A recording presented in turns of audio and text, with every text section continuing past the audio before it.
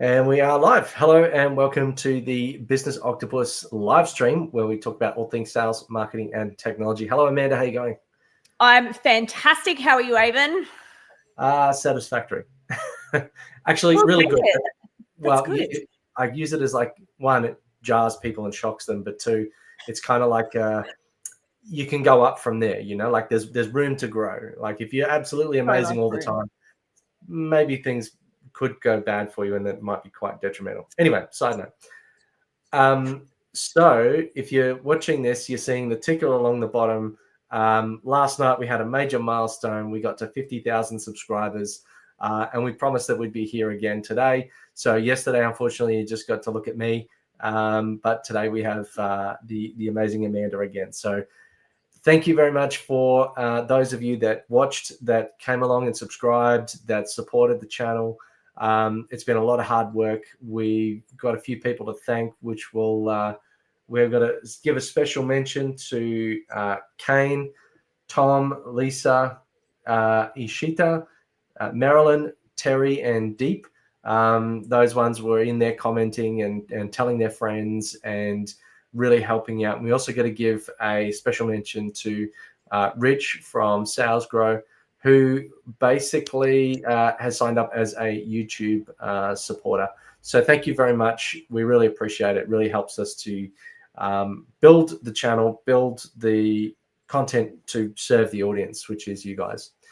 All right. So yeah, what's been going on? All the things. Well, 50K subscribers, that was fun. I was part of the audience for that. That was a lot of fun. Jumping on the comments, watching them come through, watching the ticker happen. That was a really cool experience. Team, if you haven't checked it out, go and watch the replay. Otherwise, we're just getting stuff done around the office here. How about yourself, Avon? Well, the last night's live stream was a little unexpected because you don't know when it's going to tick over to that time, and it was kind of going live was like well, we're almost there, and I was watching it go down from 200 away to 100 away, and I didn't want to go too early because then you'd be sitting there waiting for hours until this thing ticked over, and then you've got to come up with content for the hour or so that you're online for. I thought I'd be there half an hour. I was there for 1.5 hours. But all in all, it was worth it. It was a big personal win and really exciting to get done. But other than that, I'm good. Just one foot in front of the other, doing the do and working on growth. So today, we put it in the chat there that we're going to be talking about global expansion. And like one of the jobs as an entrepreneur is to grow the business. You've got to do things that nobody else is going to do. You're the one who's breaking new ground. And once you've figured out what it is that works, that's when you install an employee to do it on repeat. And then you get the next area and the next thing, and you solve the next problem. You're constantly fixing problems and patching things. What's your sort of definition around that as an entrepreneur? What's your thoughts? Look, just you nailed it. We are professional problem solvers. And we were talking about this earlier today. You develop this mindset of, okay, I've come up against this roadblock.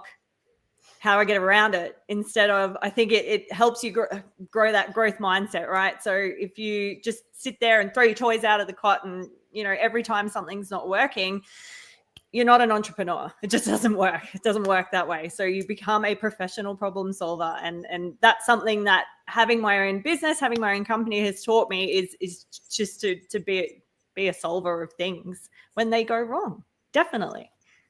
Well, I think that a lot of times people underestimate their own value as the entrepreneur to do those, sort of problem solving activities. And you're the one that's sort of a little bit thanklessly doing it at the start for generally taking all the risk to figure the thing out. I mean, go and look at, was it Elon Musk spent several $1 billion on building a rocket until he tested it enough times and then finally got a NASA contract to go and ship people and things to outer space. But he didn't get there until he spent several $1 billion blowing stuff up and making mistakes. So that's in essence it. Like no employee is going to do that. No employee is going to have the sign off to go and take that risk. You're investing your personal assets or somebody else's assets that you've, stuck your neck out for, put yourself on the line for. So it makes it really a unique proposition to be an entrepreneur. And part of the conversation about going global is that you need to be taking that risk. And what's the return for that risk? It's, global market. So there's 8 billion people on Earth. There's something like 26 million in Australia. So how much of a market could you reach if you were not just working within Australia? Exactly. The possibilities are endless. Like, some of my international clients are the coolest people I've ever interacted with, regardless of them being clients. Just you meet amazing, incredible humans who are doing amazing, incredible things. And sure, we're doing awesome stuff in Australia, but there's just heaps of untapped opportunity outside of our little border there, which is awesome. And, not only is it a larger market, the currency advantages, whether you're going for the sell side or the supply side. On the sell side, you've got, maybe you're going to the US, for example, and their dollar's worth more than ours. Or perhaps you're going to, for us, we're going to India at the moment on the supply side because, the cost is beneficial to us. But on the sell side, the difference is not that, yes, you can't make as much from the currency conversion, but you have a significantly higher volume of customers potentially. So if you were to run a mobile phone company in the US and you got every citizen as a customer that earned you $1 in profit, you would make something like $380 million in the US, but you would make something like $1.4 billion in India. So the numbers can really make a difference. Absolutely. Such a difference. So I think also there's an element of prestige. Like if you're going to try and promote your company and you're saying, hey, we not only service this region, but we do that, that, and that, it makes you look more professional, organized. And, maybe that's, more organized than you were as a business in one country. Perhaps it's a lot more complex because you've got different rules, different bank accounts, a whole bunch of other things that you have to do. But it's a trade-off, and the value return is that you've got a level of, I guess, prestige and respect as a company. And I know that that's something we're trying to do, and particularly as we try to work with larger companies that are also themselves probably working multinationally. So it makes it easier if they can work with a similar multinational partner that understands the companies they're working in, the processes that they're going through. And they might choose you over somebody else who's only working in one country that might be cheap but don't understand multinational business. Exactly. And there's so many layers to it, like from your basics, from your time zones, like you were saying, to your currencies. Like Avon and I were talking earlier today, we're up at all hours dealing with our clients in the US, in the UK. Sometimes it's 1, 2, 3 in the morning. You do need an extra level of organization, and I think just get up and go about you to be prepared to do those types of things, right? But also I would say you need to build asynchronicity into the business. So, for the most part, you don't have to be there at that time doing that thing, unless it's a meeting and you're coordinating with the person. Yes. That you can do the work when in your awake hours, whether that's 3 a.m. or 3 p.m. Mm-hmm. And then you can also, communicate about the work asynchronously through chat messages and that sort of thing. And that makes it more internationalable. Yes, absolutely. Yes. And it's a bit of a process to work that out. And once you have worked it out, how to work asynchronously with each of your clients, you can replicate it and just give people a really amazing experience from the get-go. You're more than likely going to have to do the same within your own team because you can't have all of your staff awake at different times. You might have team members or localized team members that have they're in the time zone of your customer and they're the touch point through to your business or the conduit. And there might be overlap, their work hours, because you can't expect an employee to work as hard or as long as you as the employer or as the entrepreneur. Yeah. So to get those crossover hours, it might be a little bit difficult. So, but if everything's written down, then that's something you can communicate with between hours. Exactly. And that's where the magic happens. And another point is that you stand out. Like, I mean, with being pragmatic and a realist about it, sometimes standing out can be a bad thing, but sometimes it can be a good thing. Like how much you go and watch Hollywood, like all of the Australian actors tend to stand out because of their accent. And they're actually thought more favorably upon, like when you hear them in the street, you're like, oh, you're Australian. And perhaps, like an Australian in India, I know that in Australia is a very multicultural country and we've got every corner of the world is here. But me going to India, it is so rare to find anybody else that's not just from India. So it's actually, you definitely stand out for a number of reasons, and that can have positive effects. People want to come and meet you. People invite me into their homes for tea, and they're honored to have me as a guest, and that has power. Like I'm trying to learn the local language, and so by me saying "Kya hal hai," like how are you, that cuts through a lot better than just going as the random person who's trying to, I don't know, do business in a local country. So I mean, there's pros and cons to that too. Sometimes people try to take advantage of you, but you've got to just be aware that yes, there are differences, there are challenges, but there are also massive opportunities. So, absolutely. So I want to go through what's stopping people from going global. What's stopping people from going international? What would stop you? I think I resisted it for such a long time. So I think imposter syndrome absolutely would be the number one thing that stopped me or held me back. What would anyone in the US or the UK want to do with this, person from Australia that's doing her thing down over here? So definitely that would have been my number one. And I think just the concept or the idea that it's an unknown. So I don't know this market very well. I don't necessarily interact with people from the US or the UK. Well, back then every day. Now I do.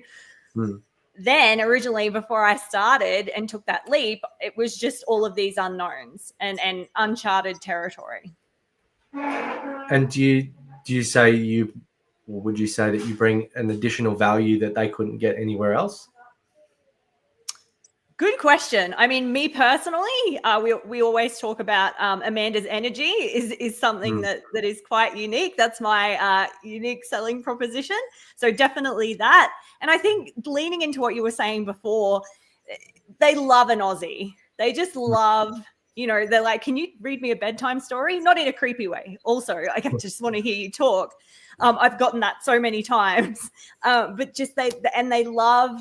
I think for them, there's a level of prestige as well because they're interacting with and working with this exotic person from this place that they may or may not have ever been before. So definitely I lean into that and it's paid off. Well, I think a lot of times, like in the last sort of 10, 20 years, certainly since COVID, there's almost no excuses. Like everybody's online. Everybody uses Zoom. All of those barriers have been broken down. Everybody can get on a plane.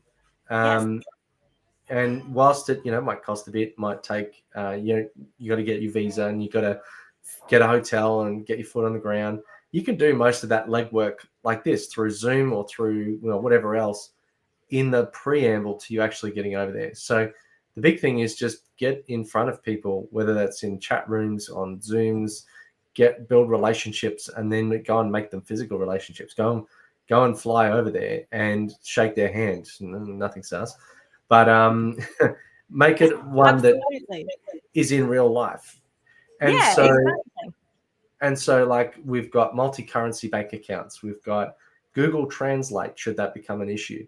And then there's other platforms that are generally designed to create those work relationships from a distance, like Upwork or used to be Elance. Yes. Upwork. So it's already happening all around you. And I think that so many times people are just sort of sitting on their hands waiting for an opportunity to come that's never coming because they're not getting out there, getting off their butt and getting in front of the right people and making stuff happen. Exactly. So just if you haven't tried it yet, if you don't have any international clients and you've been sitting on the fence, yes, it's a learning curve. Yes, it might be challenging at first. Roll with it. Ask them how they'd like to be communicated with. Ask them if they'd be open to working asynchronously. Every time I've asked that question, they're totally open to it. They get the time zone differences. They want to be accommodating. They want to work with you because they want to work with you, right? So they're willing to do the things to make that work. So take the leap. There's so many reasons that it's amazing. And for me now, when I'm planning a holiday to the US next year, I've got 10 business meetings lined up already. People that I've been working with or want to work with. So your travel, your holidays can become part of your business journey as well, which is amazing. I'm going to go to Walt Disney World and have business meetings on Haunted Mansion at the same time. What's wrong with that? Nothing, I tell you. Did anybody say tax deduction? I don't know what you mean. So seek advice, people. So I think that, the important point to take away is you got to try more than once. A lot of times people will try, they'll like dip their toe in and then they'll give up. But you need to make it like a strategic goal. You need to go, I'm going to do this and I'm going to give it a good solid 6 to 12 months attempt. And I'm going to have a whole bunch of relationships or conversations that go nowhere. And then at the end of that, I'll probably have 1 or 2 that really stick and we end up doing business. And once you've got, it's the same as building any market. Once you've built a foot in the ground, once you've got some case studies and testimonials, then you've got evidence that you can do it again. Or you'll start getting word of mouth referrals from that person to somebody else who's also in that country. And, like you might get one client, do a bit of work and then it stops and then that doesn't go anywhere. That doesn't mean you don't keep trying. You've got to get your next one, get 5 customers. There's this concept of going on 3s. Once is whatever. Second time is coincidence. Third time is a trend. Once you've got to the third sort of client, now you've kind of proven the model that you can do it repeatedly. So you've gotten there, like you've got that momentum happening. So anyway, I think that really we don't want to go too deep into it today. We just want to kind of like whet the appetite. We are building a bit of a space around helping businesses to go global. And so along the bottom here, we've got the ticker that's running through here, which is joining the Relevate community. So it's not launched yet, but it's coming soon. We've got a global tier, which will help people to get into running their business globally and also figure out how to do 7 or 8 figure deals. So what I wanted to do is really just kind of like briefly touch on that. But why don't we just do a quick recap of the year? Because like if you're watching this, yes, this is live. It is 20th of December.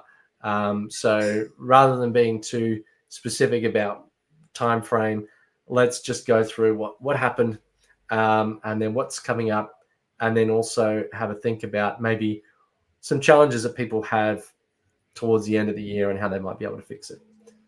So we recently had a challenge about this very topic. Do you remember what it was? Look, we recorded this amazing live stream that was going to be a game changer, change your entire end of year philosophy. And what happened, Avon? Well, if it's recorded, it's not a live stream, but it it did fail. So despite the best efforts, best laid plans of mice and mankind, we uploaded the video and YouTube said no. So we raised the support ticket and then YouTube said no. And then, of course, 40 minutes of absolute gold disappeared and was deleted. But this is what happens, you know, like I said, you got to try more than once. So we go and do content and we go and, edit content and we spend hours, getting all this stuff right. And then all of a sudden something breaks. I've done things before where I recorded a video and then realized afterwards that the mic wasn't working properly. Oh, I'm having the amount of times I've done that and you're like, I just nailed that take. You haven't been recording for the last hour. Well, or your audio hasn't. And So you learn these things of double checking and testing and all that sort of stuff. And then you have Always those check your audio, incidents, kids. and then you have those freak incidences that even though you tested everything, it still just stuffs up at the end. Like with the code, it was basically the file got corrupted, and for whatever reason, it just didn't download properly, didn't upload properly, and computer says no. So that was that one. The other thing was, the 50,000 subscribers, which was a massive deal. That's taken years to get to, and I think I started in like 2014. Finally got up to now in 2024. So literally 10 years later from when I first started on YouTube. Now, granted, I wasn't making videos that whole time. I probably got to the last year and a half that I've really sort of been very proactive, that it actually got to that point. But Rolling Stone gathers no moss, so like you just keep moving, keep trying, and it'll happen. We've had Relevate community catch-ups. Now, in the community, not only do we have the online portal, we've got face-to-face meetups. So we had one in Brisbane. We've had several in Brisbane. Thank you, Amanda, as one of our amazing hosts. And we've also, I ran one at the very start early in the year in Melbourne. So that was great to catch up with Steve, who's in our community. And then we also ran one in India last week. So we met with Ishita, one of the people that we thanked at the start of this, who was there face-to-face to catch up with us in Chandigarh, along with a few other people. And very soon, early next year, we'll be launching a couple of catch-ups in Sydney and in Melbourne. So watch this space. There'll be plenty more coming. All right, and we've launched the launch community. So in the last year, we figured that, sometimes people who are in a job looking to get out of their business or looking to get out of employment and start their own thing, or for those who are, maybe just started out and they've only got just a trickle of revenue. So for anyone less than, 6 figures, we've kind of created the launch tier within the Relevate community. So you get to come along with networking. There's a few courses, bits of content to sort of really help you get off the ground. And then, we've got obviously the accelerator program and a couple of other ones above that. And we're also going to be talking about I know that's in the next year. So before I finish up on that, is there anything that you want to cover that I haven't covered for the recap of last year? Oh, look, it's been amazing. This year's been really cool. Like, I know I met Avon and the crew at Relevate, and that's been amazing. Highly recommend you come and check out the community. As someone who's done all of the things networking-wise and I guess business education-wise, this is very different, team. So, shameless plug for the community, but please come and check it out. And I know for me personally in my business, so my consultancy, I've gone from having one Amanda to now having 4 of us in the team, soon to be 5. So we've experienced massive growth this year, which has been absolutely fantastic. And next year we're going through a corporate rebrand, which is really exciting. So this year's just been just off the charts exciting. So it's all happening, team. Well, that's absolutely amazing. Well, and coming up for next year as well, we're going to be launching a global tier. So that's kind of why we kind of alluded to all the global stuff here today, global expansion. And so we wanted to kind of bottle that and make it something that, if people are trying to expand globally, that we've got a networking area which will help connect you with people in those regions, but also to provide all the processes and gotchas and how to deal with different cultures and doing business in different regions and pricing strategies and all that sort of stuff. And then of course the entrepreneurs expedition. So I'm going to be taking a whole bunch of entrepreneurs to India. That's the supply side version, where we'll basically go for a couple of weeks. There'll be a chance to, see some, what do they say? One of the 7th wonders of the world, and a couple of other places, have a digital detox, go and meet some business connections and just learn from our journey and do a bit of workshopping. And then there's another one coming up, which I can't announce just yet, but there's some other another exciting opportunity in the pipeline there. All right. Well, I think we've done our bit for today. Short, sharp, and to the points. But especially since we spent so long yesterday, an hour and a half on live stream, doing the live whilst we get over to the 50,000 subscribers. So thank you again to all of those who watched, who subscribed, who liked, who commented. We really, really appreciate it. And thank you again for tuning in today. We do look to do these every single week. We will be mixing it up in the not too distant future. We're looking to bring these a little bit earlier in the morning, just by our Friday at the end of the week. We're a little bit fried. So we want to find a time that's a little bit more beneficial, not only to our energy levels, but to our audience.